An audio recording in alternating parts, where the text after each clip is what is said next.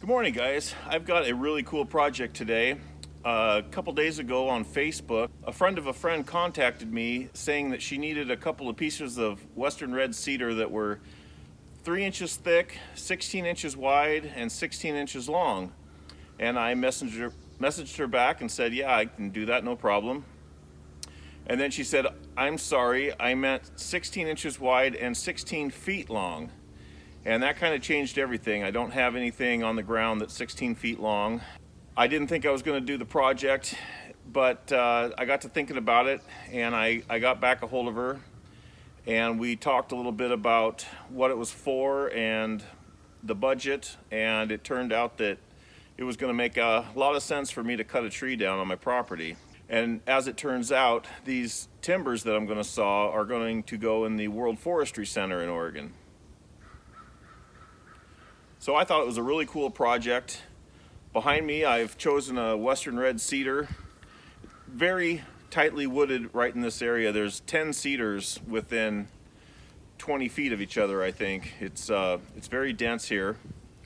Right here, I've got an old growth stump that's 7 feet across at the base. You can see the old plank board notches cut in it by hand, probably 70 or 80 years ago. But I'm after that cedar, so let's get going.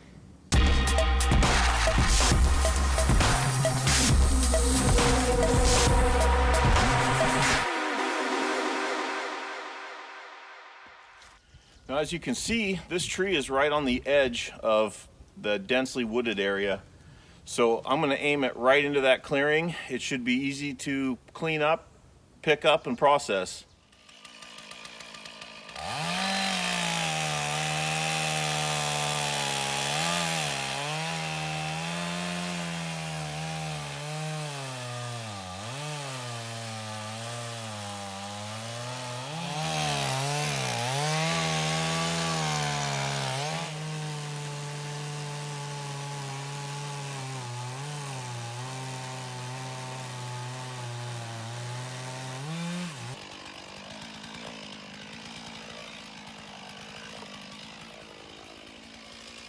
We're off to a good start. The tree is nice and solid. It's not hollow like a lot of cedars become.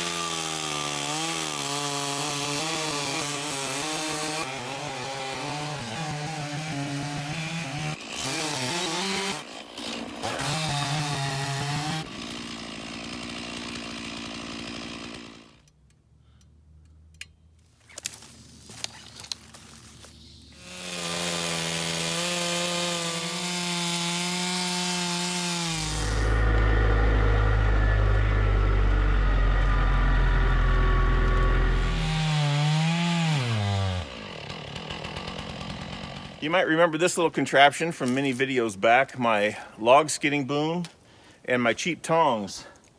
I haven't used them for quite a while, but I'm going to put them to the test right now. This log is heavy.